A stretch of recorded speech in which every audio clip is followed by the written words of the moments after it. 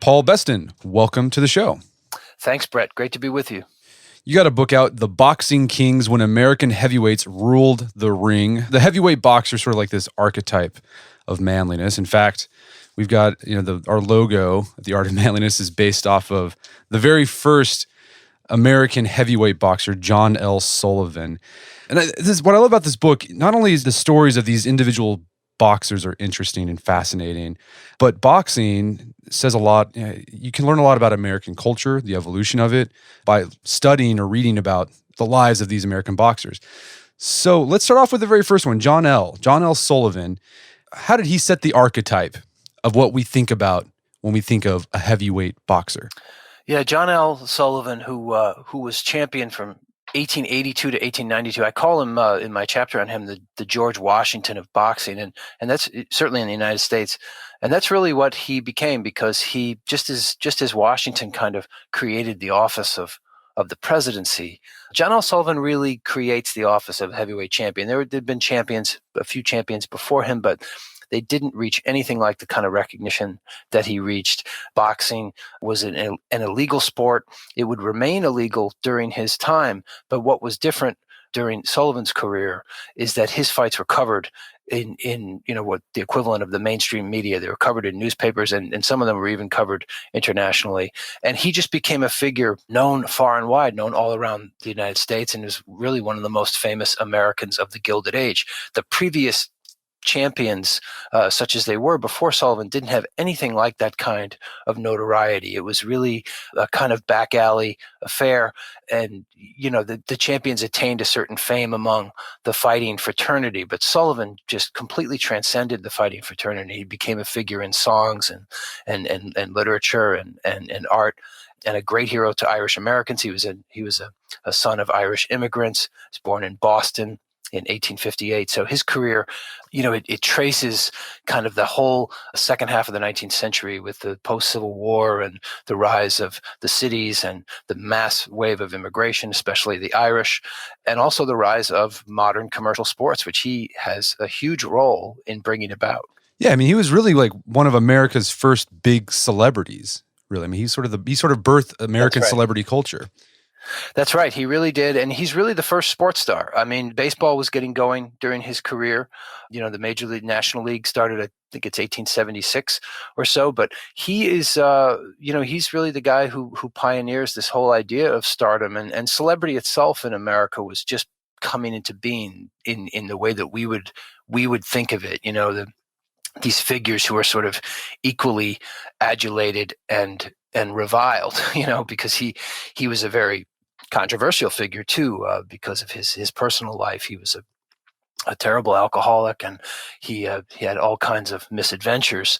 And so he had as many people hating him as loving him. And, we're very familiar with that dynamic today, with celebrities and with athletes. And so he's really at the forefront of all of that. And he just, because of the force of his personality and the force of his fighting skill, he makes the heavyweight championship this prominent thing that even people who don't follow boxing know about. And it had not been that before. He really kind of comes into a void, and he leaves behind a whole world.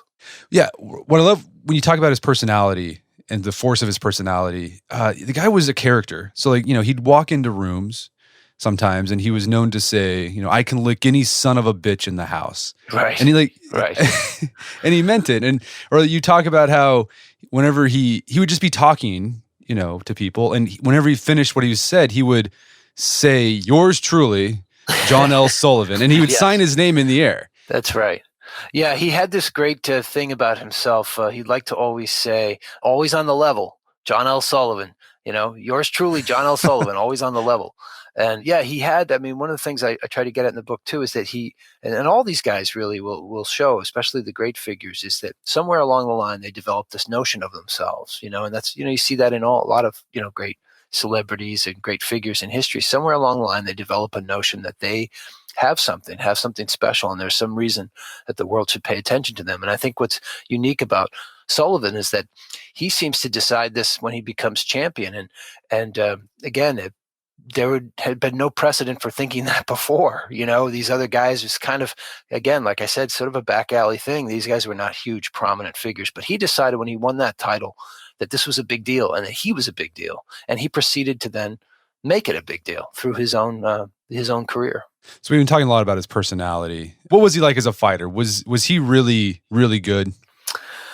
Well, it's in today's world, we have this age of advanced athletics, and we're always looking back at these, I see this a lot on the internet, and it's always kind of comparing former, athletes from earlier eras. And it's very easy for us in our age to look back at some of these, black and white images of baseball or football players and think, well, gosh, they couldn't have been very good. Look at the way they move, or look at their bodies. They're not as big and not as strong. They don't look like they're as fast.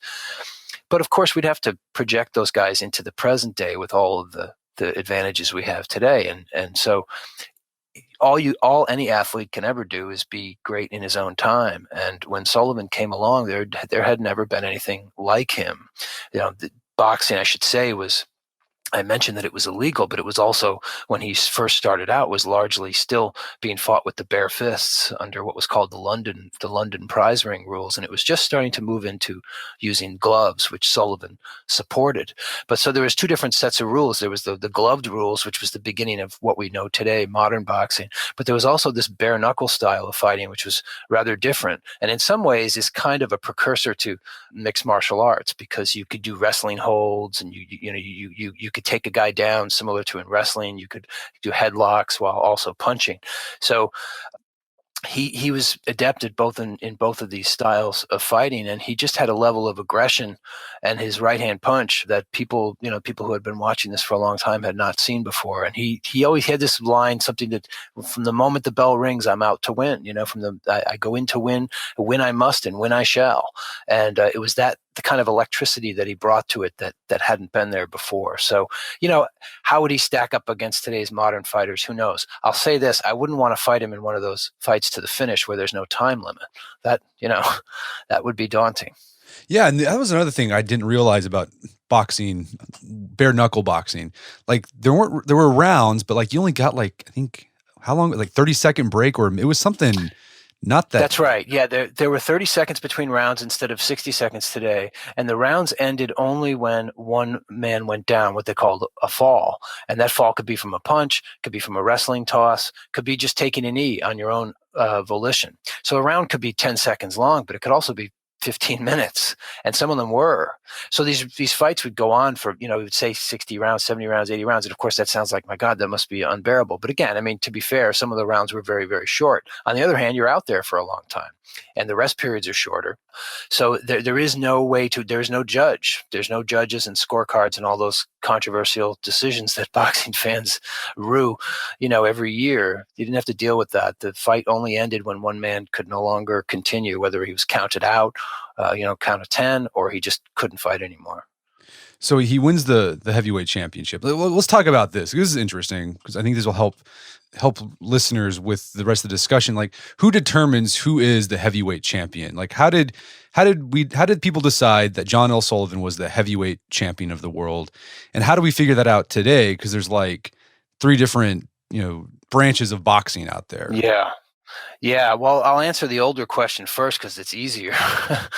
Today is really a mess. But, Sullivan won his title by defeating a man named Paddy Ryan, who was called the champion. Paddy Ryan was called champion because he'd beaten the fighter, previous to him.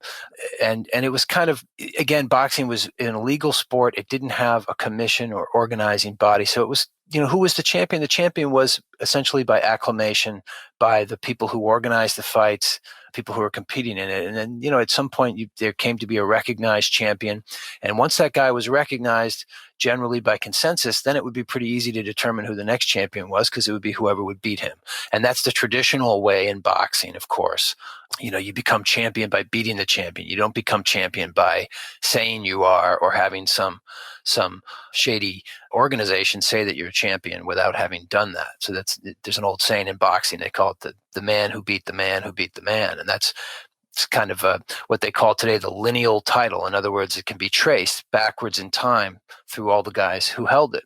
So once Sullivan had really established this and made this a prominent thing, and he lost his title in 1892 to a guy named James J. Corbett, well, then James J. Corbett was the heavyweight champion. And from there, the whole story unfolds in a pretty straight line through most of my book. Fortunately, it doesn't get too confusing till near the end of my book, when multiple organizations, sanctioning organizations, begin to come into the sport starting around the early 60s, but really taking off in the 70s and 80s. And, when I got into boxing in the 70s as a kid, even then there were 2 champions in each division. But that looks like a golden age compared to now, because now there's 3, sometimes 4 champions in each division. And that's because these sanctioning organizations all name their own champions, and they tend to be jealously guarded about making sure they don't fight the other guy's champion, because they don't want to lose theirs. They want to keep the title under their tent. So it's a very unsatisfying arrangement. Boxing fans have been complaining about it forever.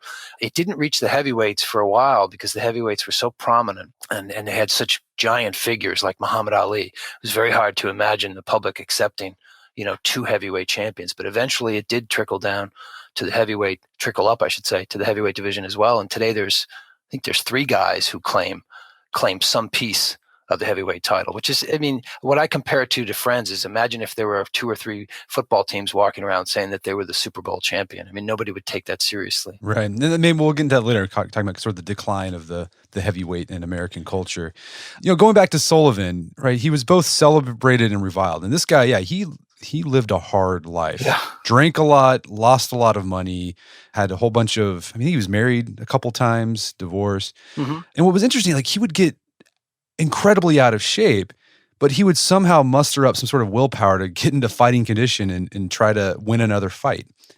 Yes, and he was quite good at that. The drinking was a big part of the boxing culture, from the beginning. It was this was very much a working man's subculture, an immigrant, heavily immigrant. And the Irish were just very, very prominent in the early days of boxing. And there's a lot of drinking in Irish culture. And so these guys, it was very often that former fighters would just really end up in the gutter essentially as drunks, and usually quite poor.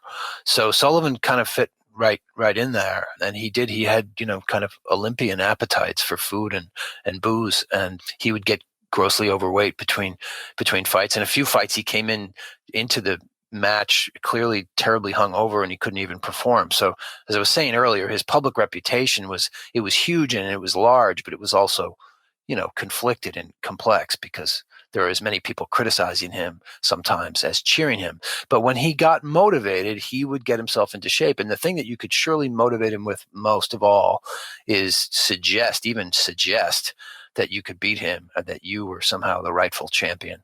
You get his goat. He had a pretty strong temper. If you got his goat, get him motivated, he was going to work himself into shape, and then you're going to have quite an opponent on your hands. So you said he only lost 1 fight, I believe. That was against Corbett, or he lost a couple. Yeah, did he lose any? I thought he was undefeated except for Corbett. He was undefeated except for Corbett. He had another match that ended essentially in a draw and was kind of demoralizing to him, but it was not a defeat. So yeah, he the only fight he lost was the last one of his career to Corbett, and that's where he lost the heavyweight title. And did he fight after that?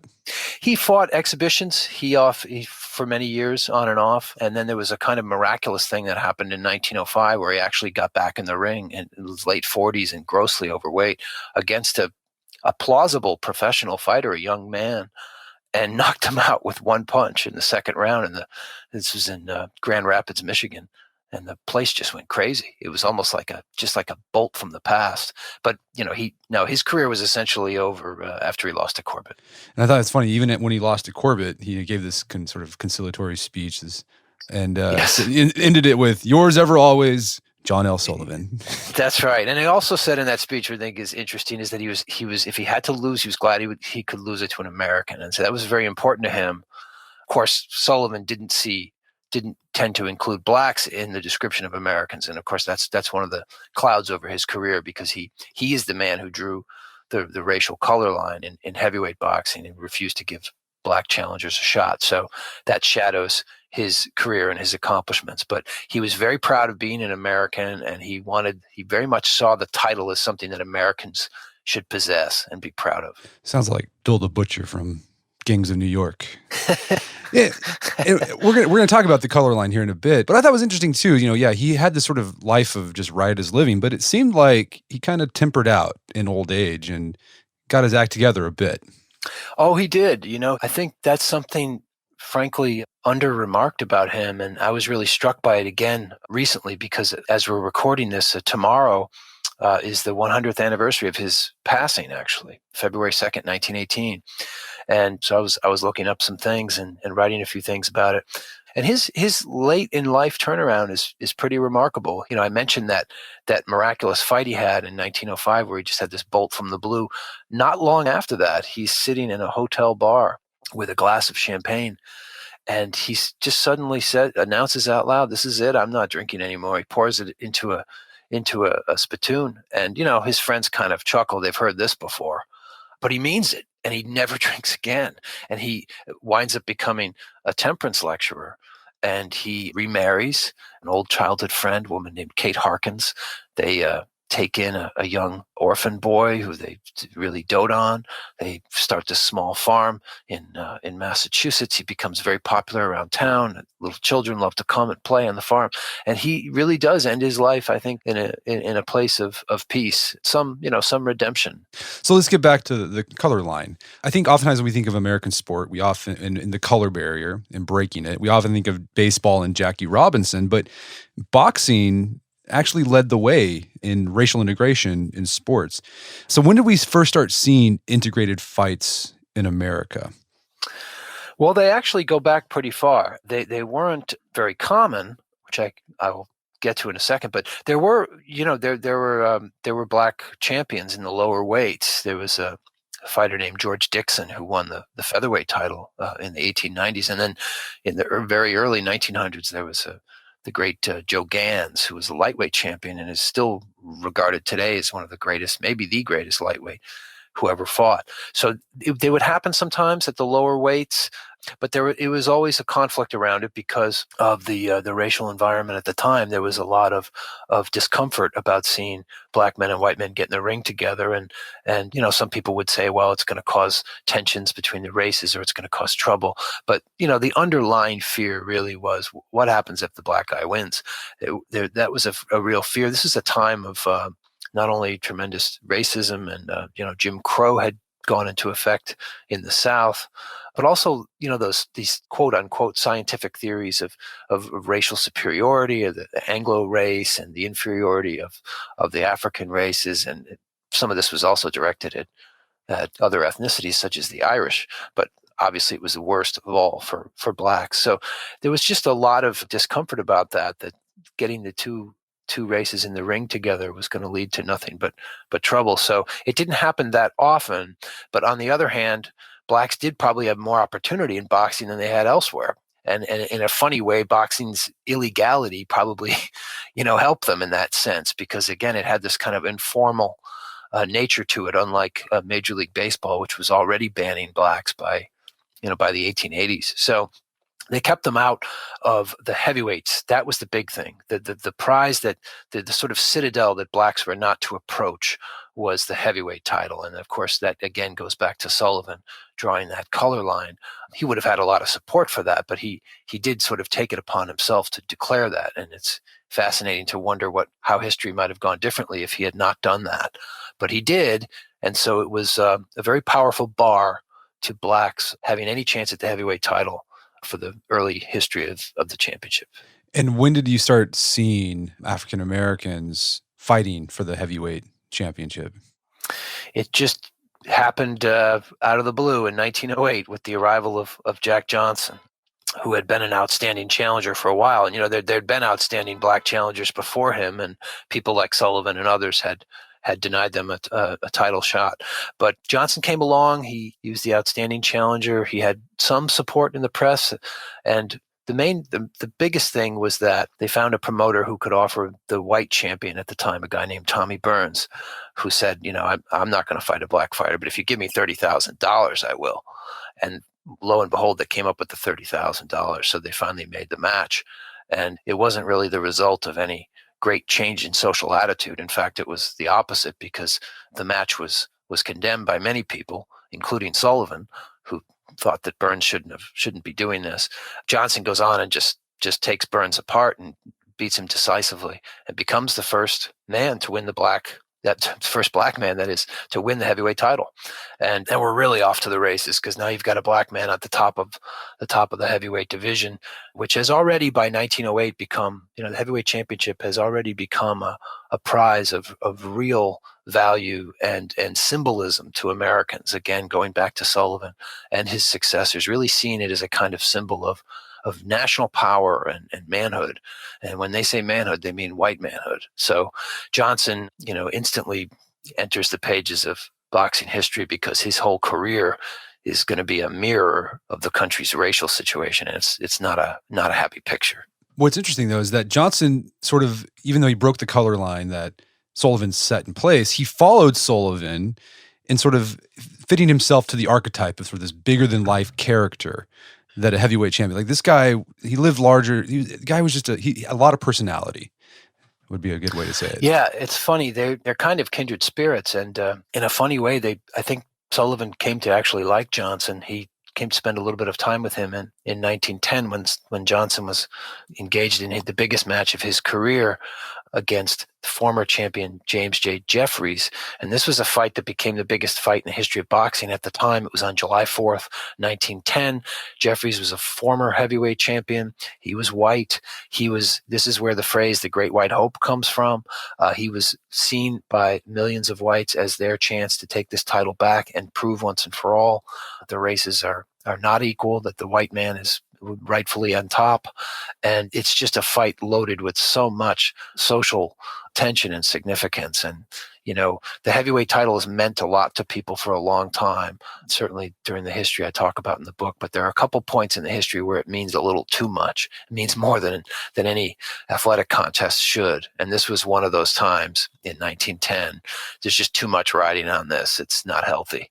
And Johnson wins the match easily. And after the fight is over in the days subsequent, there's race riots across the country, terrible race riots, and the deadliest in the country before the 1960s. So it's really, again, as I said, really a mirror of where things were at that time. And the tremendous fear that Johnson tapped into among whites of blacks showing ability in this area. But back to Sullivan real quickly. He ends up on a train with Johnson riding home from the fight.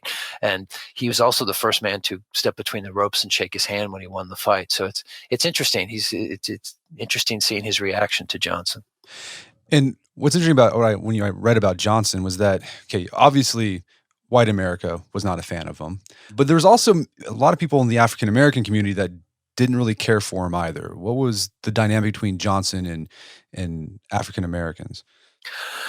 Yeah, I think there's two reasons for that. I mean, one reason is, he's so unpopular that there's a fear among blacks that he was really just going to make things harder for them, which was a perfectly reasonable fear to have.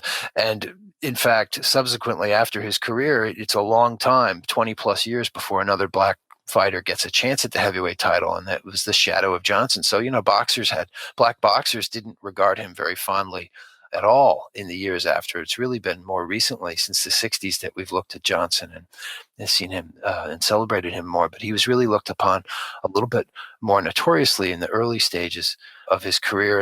And part of this also is because he was not someone who's exactly leading an exemplary life. He was kind of like Sullivan. He loved the sensual life. He loved nightclubs. He loved fast cars. He loved alcohol.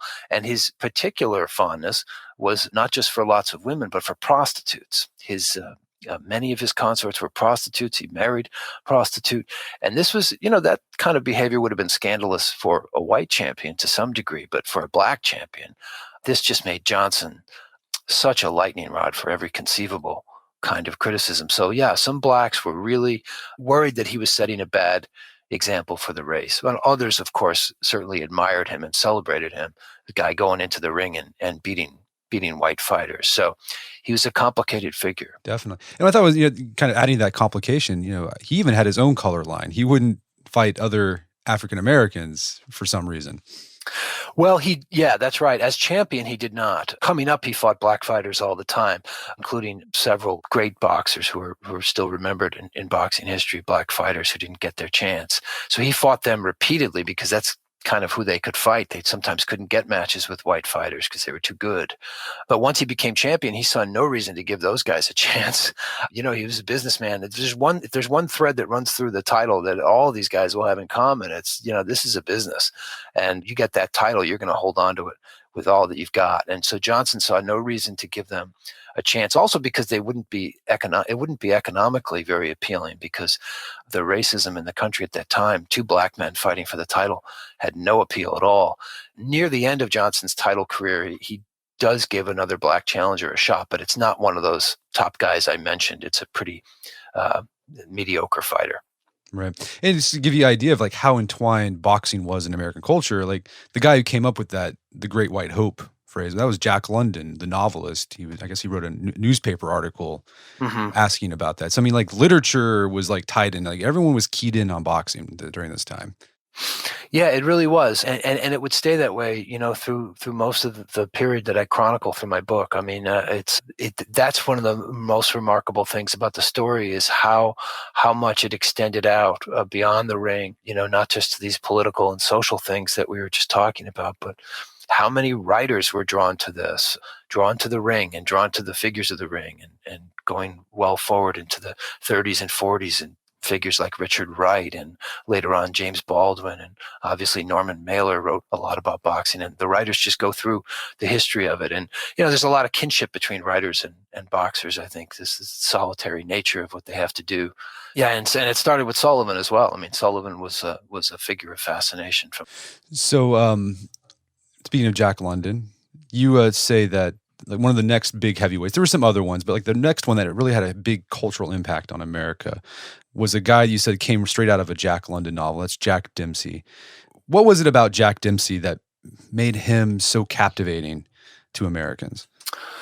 Well, I think he is kind of the next figure from Sullivan in that sense of bringing something new to the style of fighting. And he brought a speed of attack and aggressiveness to boxing that it hadn't seen before. And there's something very symbolic about it. It's just at the era when we're moving into the 1920s, and all this technology is going to start coming in. The radio and motion pictures are still fairly new. And Dempsey, it's the real analog for Dempsey later on in history is Mike Tyson. And, a lot of listeners will have associations to Mike Tyson, who are old enough to remember when he first came along in the 80s, how exciting that was, and how people would say, get the Tyson fight on in the first round because there may not be a second round. That was kind of what Dempsey was like when he came along. He had a whole string of knockouts in the first round, second round. He attacked from the opening bell. He presented himself in this. He would come in, with this what they call the hobo haircut. He looked very rough. He was a guy from the West. He had a tough wandering life before he ended up as champion. And so he tapped into a lot of, I think, kind of archetypal images that have endured in boxing ever since. And it was his aggressive style that captured people just at the point in the Roaring '20s when sports was going to explode. When Babe Ruth was going to start hitting home runs, and the radio was going to come in to be able to bring sports to people in mass numbers. Dempsey comes along, and he's not a defensive fighter. He's not a cautious fighter. He just puts it all out there in every fight, in every round, and it makes him. You could still argue the greatest draw in the history of boxing, because while the pay-per-view receipts of recent years, exceed everything in dollar value, Dempsey was bringing bodies into the seats, 100,000, 120,000, 150,000 people coming to these fights and traveling on trains from different cities to get there. So this guy really got people's interest. And did he try to take that fame he gained in the boxing ring out in, to other areas of his life, start other businesses tapped with that celebrity? Sure. Yeah. That's a great point. And that also starts with Sullivan, is this whole idea that you can take this title, and the real value of the title in a way is outside the ring, because when you've got that title, it's your calling card to get you into whole kinds of all kinds of other ventures. And, in Sullivan's day, it was the stage and vaudeville. And Jack Johnson did that too. Jack Johnson was a pretty good musician. He kind of conducted his own little jazz band, and he performed on vaudeville stages. And all the champions did, even if they didn't have any performing skills, they would show up on vaudeville and they would just talk. They might just recite something, or they might just explain how they won their last fight. They would get them out there to do something so that people could come and see them. And Dempsey has the good fortune of not just having that, but in the 20s, of course, Hollywood is really blooming. And so he gets all kinds of work in Hollywood in silent films. And he starts making more money outside the ring than he does inside of it. And that's one reason why, as his title years wound on, he fought less and less. He's just making so much money doing other things. Yeah, and he started, like, people would make movies just for him to be in. Yeah, that's he right. Like a bit line. That's and that right. Was it. Just play a good guy, saving the girl. Just very, very stock sort of plots. But people wanted to see him. Yeah. And he went on the stage with that kind of stuff as well. I think at one point he said, "I think I almost destroyed the American theater." So he was always pretty self-deprecating about his talents, but he was in demand. Right. Yeah. The same thing with Sullivan. Like, he played a blacksmith in some play, then it was really bad. Supposedly, it wasn't that great of a play, but he would say his line, then do a little boxing exhibition, and then he'd make a ton of money. Yeah, and when he would say his lines and they would cheer and applaud in the middle, he would start over. But so some of these boxers, they boxed and they became, theater or movie stars. But there were some actual legitimate thespian boxers, like James Corbett. I think he was an actor, like a legitimate actor. And there were some guys who, they were actors, they got into boxing and then they went back to acting. Tell us about some of these like famous thespian boxers. Well, Corbett is definitely the most accomplished. You're exactly right. He really was good at it. Again, he first parlayed it from boxing. I mean, he saw the title as his way to get into this, but his acting career lasted for the rest of his life. And it wasn't just like bit parts. It was a working career, and it wound up encompassing, plays, comedies, vaudeville, even some silent films. And there are a number of biographies on him, and one of them focuses entirely on his performing career, non-boxing, that is. So he died in 1933. So you're talking about a 40-year career in theater. He helped form an actors union in Broadway. He really had a very distinguished career. He was pretty good. Most of the other guys were not of that caliber. A guy who probably could have been a star and certainly thought he should be and wanted to be instead of a boxer was a champion who was a very brief champion, Max Baer, from the 1930s. One of my favorite characters in the book because he's just such a lovable character, and he's just richly funny, a terrific sense of humor.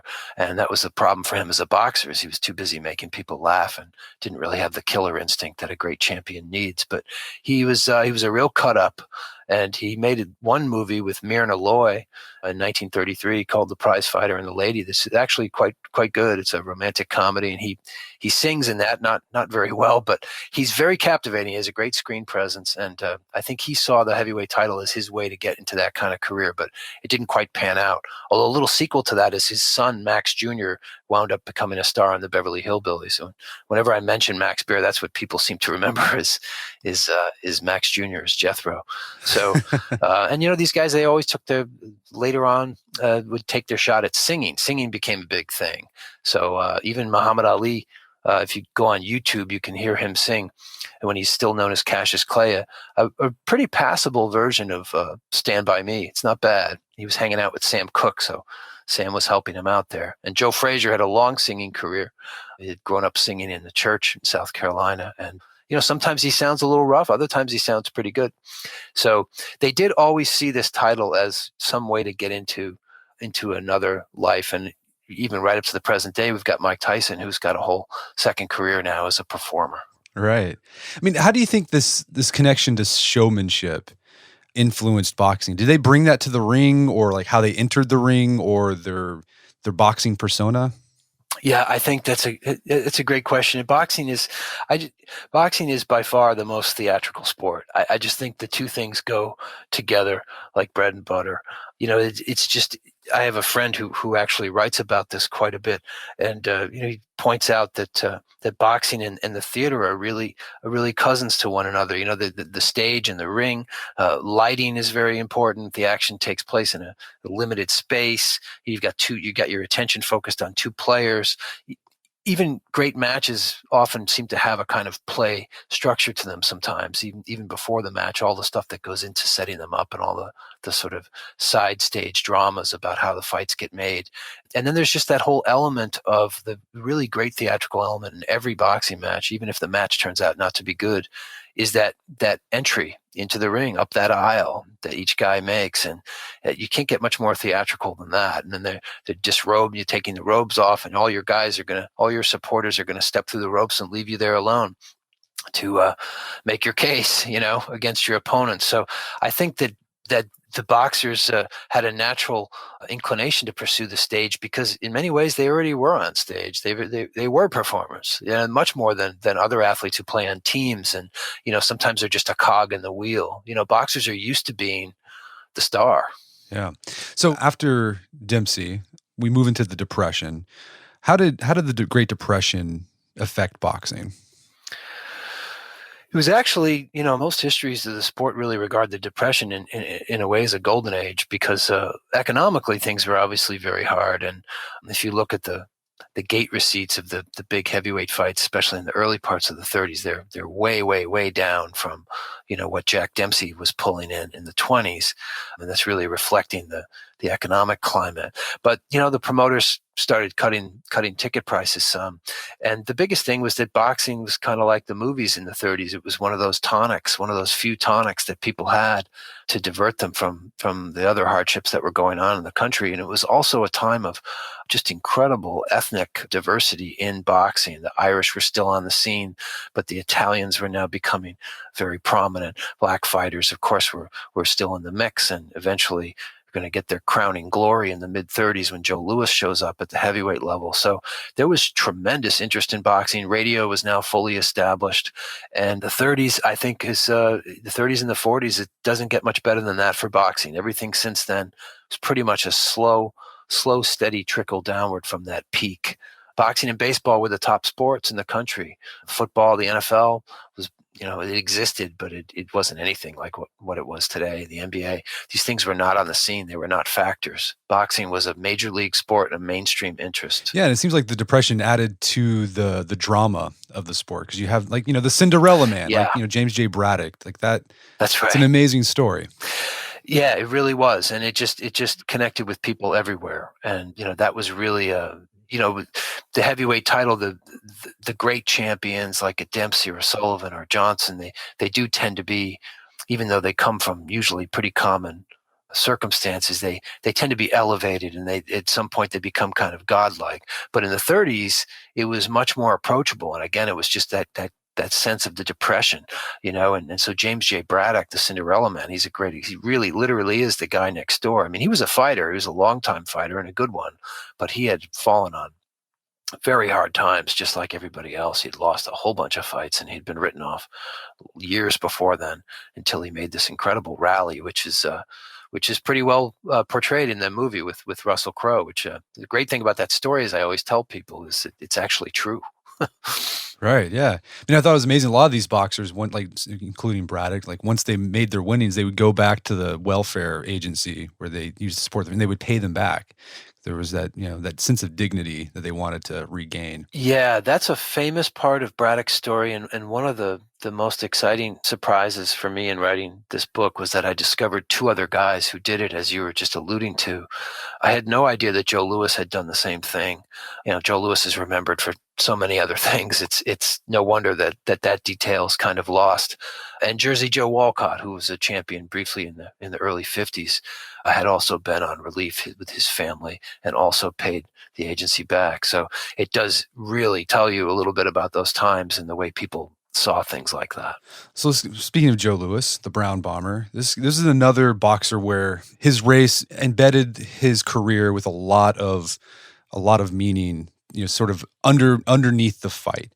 And what was interesting about Joe Louis compared to Jack Johnson, he became sort of this symbol of American democracy for both African Americans and whites. Tell us about his rise to sort of this sort of symbol of America during World War II? Yeah, Joe Louis is really a giant of the story, a giant of the whole history of the heavyweight title. When you look at those top 10 lists that people love to make, it's anybody who's knowledgeable. It's usually two guys are at the top two spots. It's Muhammad Ali and Joe Louis, and sometimes the order is reversed, but it's always those two guys. And Joe Louis, for the longest time, was regarded as the undisputed greatest heavyweight ever. So as a boxer, he has very few peers. When he came along in the early 30s, as we were talking about, blacks hadn't had a shot at the heavyweight title since Johnson had lost it, and Johnson lost it in 1915. So it was going on 20 years when Joe Louis showed up. But Lewis's talent was just off the charts. I mean, it was off the charts as an amateur and as an early pro. He was born in Alabama, but he grew up from around the age of 12 or so in Detroit. So he was fighting out of Detroit. And that's where he discovered boxing when he was supposed to be taking violin lessons. Another one of those great details. And he, once his potential was clear to his management team, they became determined to really pull off the impossible, which was get him a shot at the heavyweight title. And one thing they realized is that would not even be possible at all if he struck any chords that reminded people of Jack Johnson. So they famously drew up a set of rules about how he was to conduct himself in public, and some of those rules included never being seen with a white woman, but also never doing other things that Johnson had done, such as gloat over opponents, again, especially white opponents, but really any opponents, not to be seen out in nightclubs, by himself or with another woman, that kind of stuff. And so there's a whole bunch of different things. He was not to raise his, boast over opponents. The thing that's funny about those rules, people make a lot of those rules, that make a lot of those today, and they are important. But the thing is, Joe Louis's personality was perfectly consistent with those rules anyway. He was a soft-spoken person. He was not like Jack Johnson.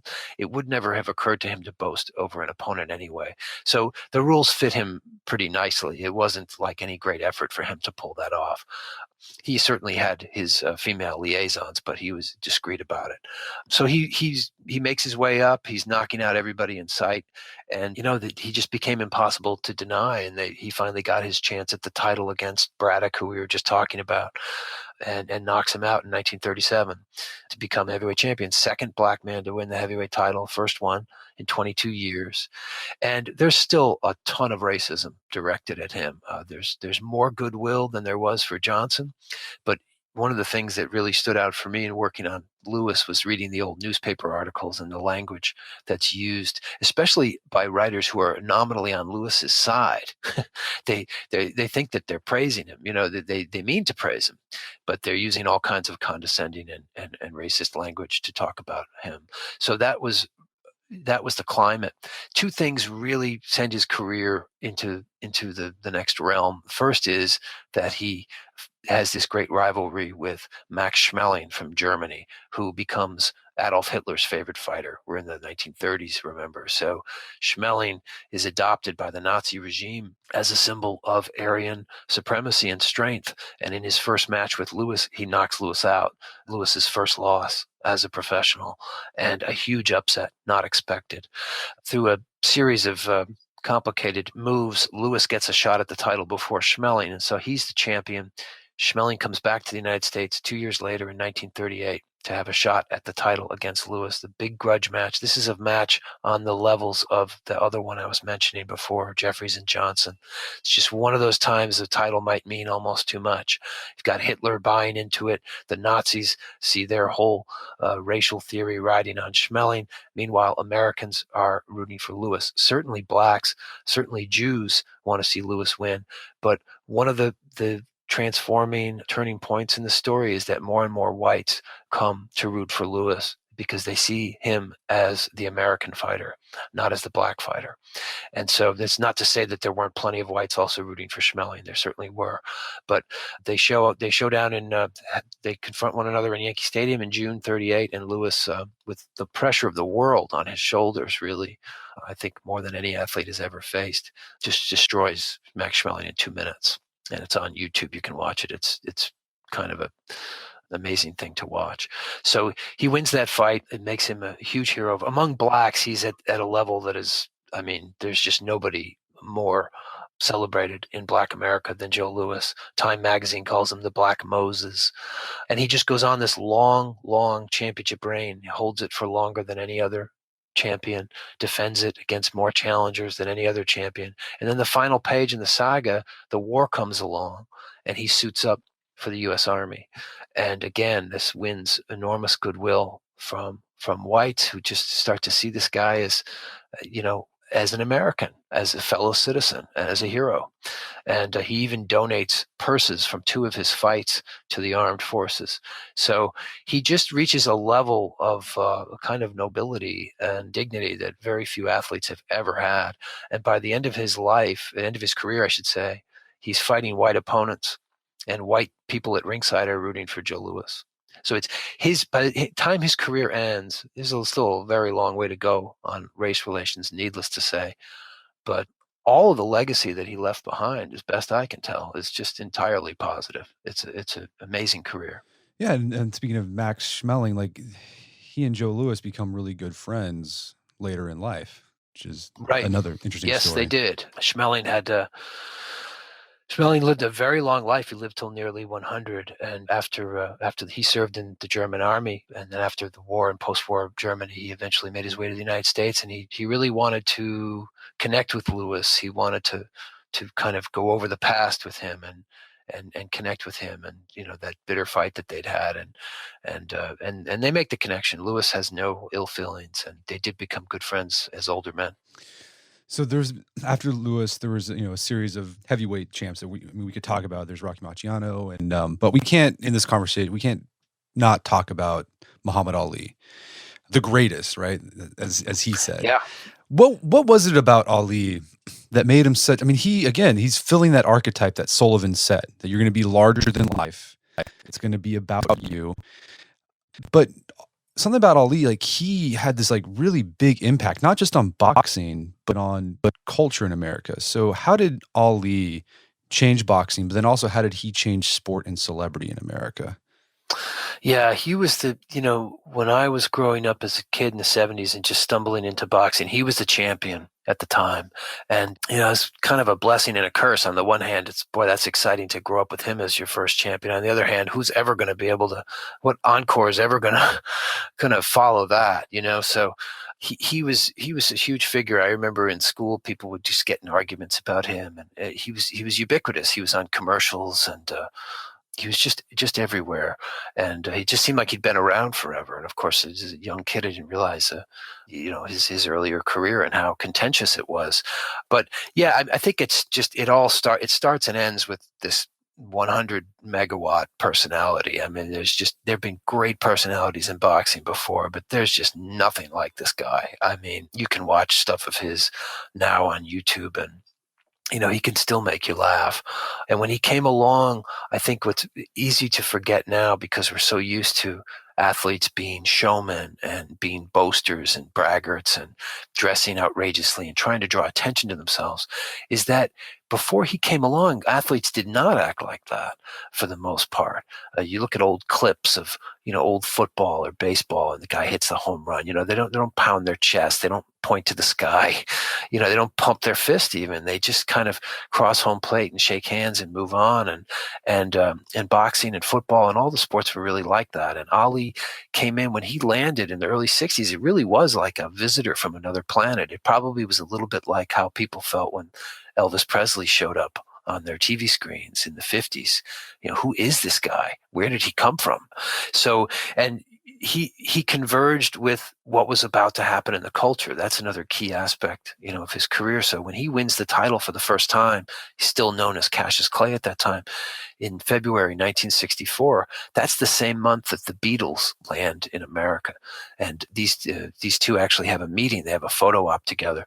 And they're seen by most of the press, both of them, Clay and the Beatles, as just sort of flavors of the month. Clay's going to get his head handed to him by Sonny Liston, the heavyweight champion. And the Beatles are going to be popular for a month or two, and then they're going to vanish the way most of these things do.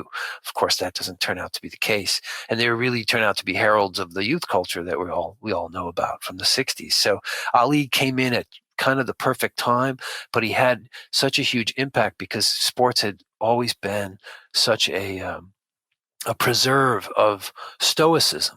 Usually, I was just talking about Joe Louis, and Joe Louis was a great stoic publicly. He would never gloat or boast or anything. And Ali was really blowing that whole world apart. And not everybody liked it. And then the second thing, of course, is that he converges with is the politics, and so that has two pieces. One is the racial politics. I mean, he's coming on right at the peak of the civil rights movement, but he does not adopt the civil rights movement. He instead joins the Nation of Islam, which actually rejects the civil rights movement and openly confronts whites as racist and, in fact, racially inferior to blacks. So he really puts himself out on the edge with his politics. And then he steps out even further when he refuses induction into the armed forces during these Vietnam years. So between the racial politics and the war politics, Ali, by the late 60s, although he's looked upon today, people revere him, and when he died, he was celebrated. In the late 60s, there are very few people in American life more divisive and more argued about than Muhammad Ali. So it's a huge arc of his career that then comes full circle from the 70s and 80s when he becomes more popular, and in certain ways the history helps him because the American people turn against the Vietnam War in much larger numbers. So people begin to look at him a little bit differently. But his legacy on sports, I think, is probably those two pieces. One is, and it's as relevant as the NFL national anthem protests. It's bringing overt politics and often tinged with racial concerns into sports. And it's the showmanship. It's the kind of ego celebration. I should be frank and say, I probably have a minority view on both of these things at this point in history, because I think, on balance, a lot of this has not really worked out so positively. I don't think that, I don't think that the political aspect of sports is working out that great for people. I think you see that in the NFL ratings. I think people want sports to be, kind of a refuge from the world. They don't want it to be another ground in which we're all fighting with one another. So I think it's complicated. And the second aspect about the showmanship, it's like a lot of originals. Ali could be just delightful as a showman, but when you've got everybody acting like that, it can be a bit tiresome, and I find sports today with all the chest thumping and self-celebration to be a bit wearisome. Don't really mean to lay that all at his door, but you do get imitators, and he certainly has had many imitators. So who do you think, this was like the 70s, 60s, 70s when he was fighting, his career eventually ended. Who do you think was the last great American heavyweight boxer? Like when can we say, like, okay, the age of American heavyweights ended? Who was that guy?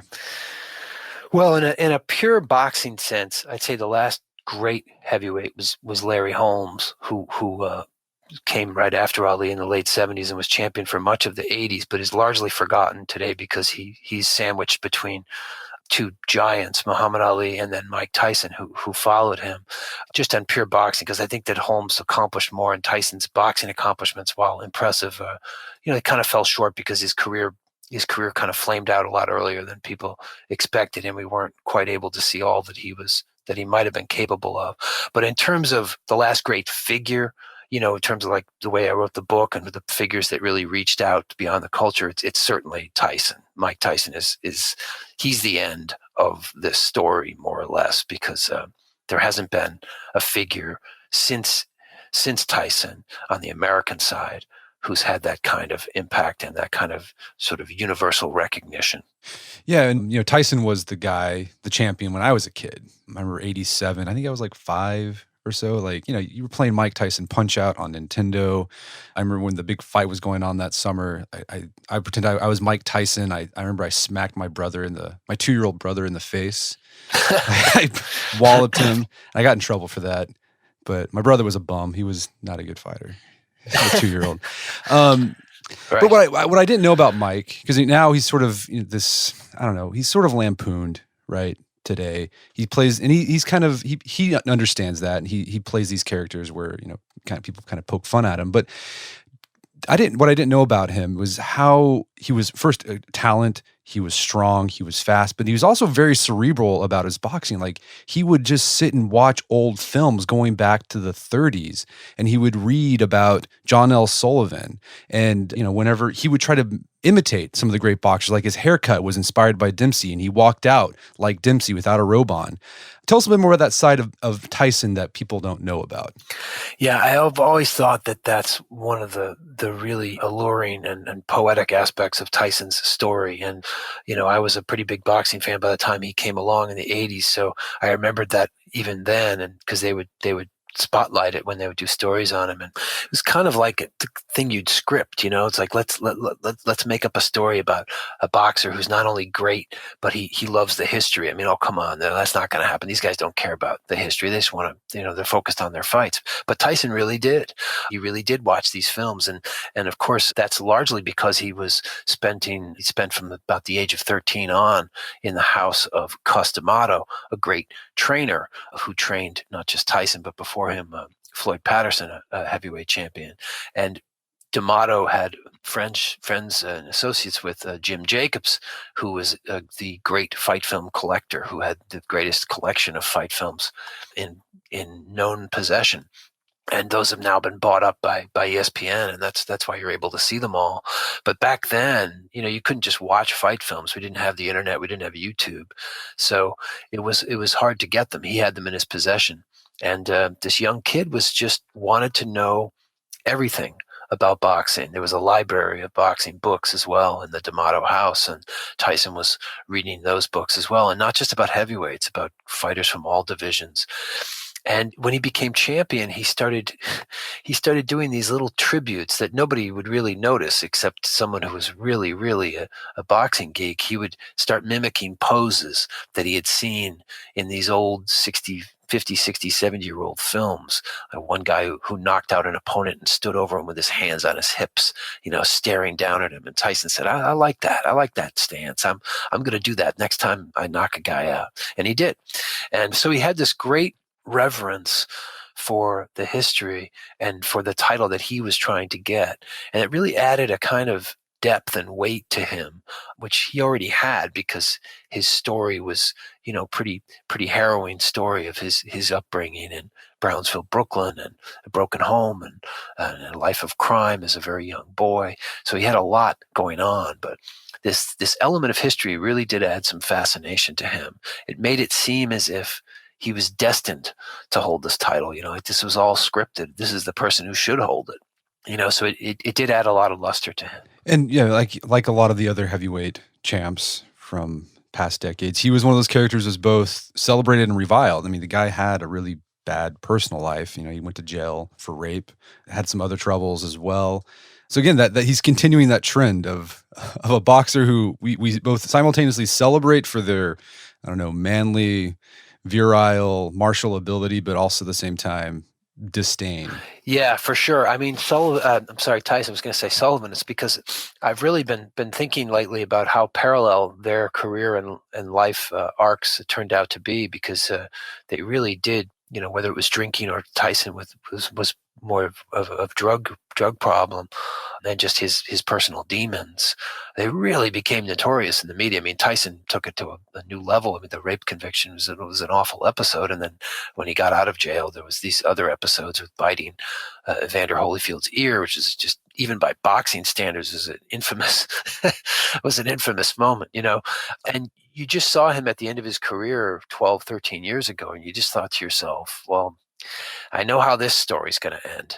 We know how the story's going to end, and it's not going to be pretty. But he, like Sullivan before him, surprised us and showed that he had a different plan, and he had another chapter to write, and it's really heartening to see it.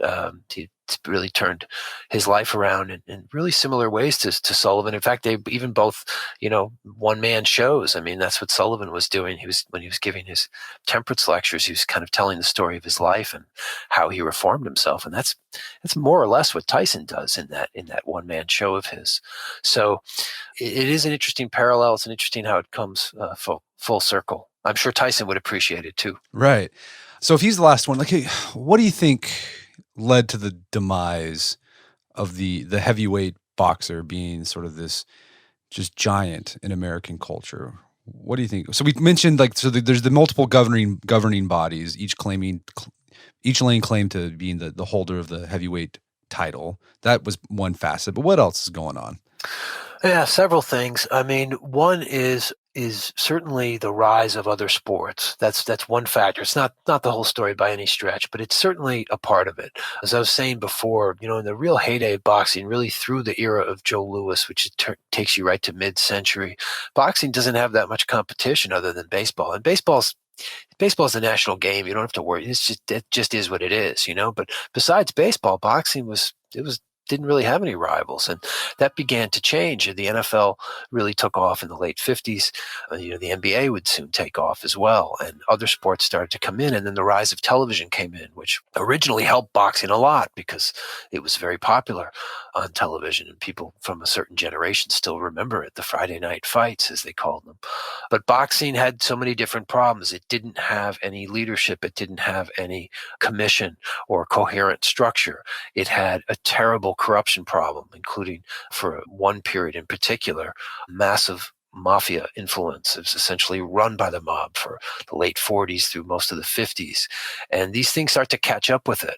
Indictments, antitrust suits, the corruption of managers and promoters, deaths in the ring, which was always a presence in boxing, but it begins to bother people more than they did in the past, including fights that were shown on TV where the fighter died. It's kind of like the Vietnam effect that people talk about. Vietnam was the first war shown on TV that started to really alarm people and traumatize them in a way that other wars had not. And when a few of these things happened with boxing, that became a real issue. Also economically, boxing of all sports is the sport that draws from the lowest economic strata because it's a very tough thing to do, to be a fighter. And if you could be a baseball player instead, or a basketball player, or an attorney, maybe that would be better. And so the stock of young men desperate enough to try this starts to be a little bit less robust than it was, say, in 1900. Even though there's still plenty of them, the standard of living in the United States from 1900 to now has multiplied several times over. So you've just a lot of different forces, but the corruption and chaos of boxing's organization really can't be stressed enough from what we were talking about with the championships, because with all the problems that sport had, when you add the problem that nobody even knows who the champion is anymore, what is the reason that a casual fan wants to bother with this? So it began to lose fans. And finally, for me, I remember, because I lived through this, it left television. It used to be on regular television. And then the fights increasingly moved to cable and then to pay-per-view. And that was great for the fighters fighting in those bouts because they made a lot of money. But it wasn't very good for getting the sport into the mainstream when you show up at work at Monday morning and talking at the coffee machine about what you watched that weekend. It wasn't boxing because, in the old days, people would have seen that fight on Saturday afternoon on ABC. And that was a big part of my growing up. Boxing was on Saturday afternoons almost all the time. And there were big fights, championship fights. And that's how I found the sport. So it kind of cordoned itself off into this premium pay model, and along with its many other problems, it just slowly kind of marginalized itself. And then we just didn't have another American heavyweight who would come along. I think all of that probably could have been dealt with one way or the other if you had another Tyson come along, because figures like that do capture people. But the sport began to really decline in the United States in such a way that the heavyweights, which had always been an American thing, by the turn of the 21st century, you woke up and all of a sudden all the contenders were in Europe, most of them anyway. And these two brothers from Ukraine, the Klitschko brothers, held the title for a decade and a half between them before these new guys, Anthony Joshua, British fighters, have now taken over. So it's kind of come full circle, because boxing really starts, modern boxing starts in Great Britain, and now we've got the heavyweight title over in Great Britain again. So whether it can come back or not, it is hard to say. But there are a lot of forces behind what happened to boxing, and I should say not all of it was really boxing's fault. I think some of it was inevitable. Right. I'm curious, after you researched and wrote about these guys, because I mean, boxers, like, there's sort of this archetype of American manliness. Did you learn anything about being a man by studying these really complicated figures who, were both celebrated and reviled at the same time? Yeah, when I was writing the book, one question I tried to keep in my mind to see if I could answer was, that I thought might really anchor me in exploring these guys was, what was it that drew me to them in the first place when I was a kid? I mean, you get drawn to lots of things when you're a kid. Why did they seize my imagination so much and really never let go? What was it about them, or what was it about boxing? And I think, as best I can tell, what it was, and that relates to your question about manliness, is that I think what got through to me as a kid that I didn't realize consciously at the time was the experience of the boxer is such a solitary one. They have their support systems and their trainers and sparring partners and all that. But at its heart, the endeavor is a solo one. And that's really dramatized with that walk down the ring that I talked about. And it's dramatized by all your guys leaving you alone in the ring to face your opponent. And I think it was Joyce Carol Oates who wrote that the opponent is you. The opponent is you. It's your reflection, and there's nowhere to hide. If you're unprepared, it will show. If you're not in physical shape, it will show. If you lose your fortitude at the moment of truth, it will show. And there's nowhere to hide behind a teammate.